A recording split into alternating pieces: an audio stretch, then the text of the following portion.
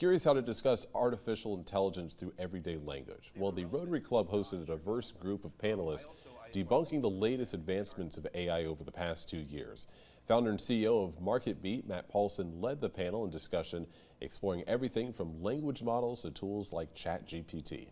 It's a tool that can be used to start to see what the potential is, and then of course from there, as your business starts to adopt it, there's a lot more you can get into that really can help your business kind of move to a different level potentially. Attendees even getting to take a look into MarketBeat's real-world use of AI.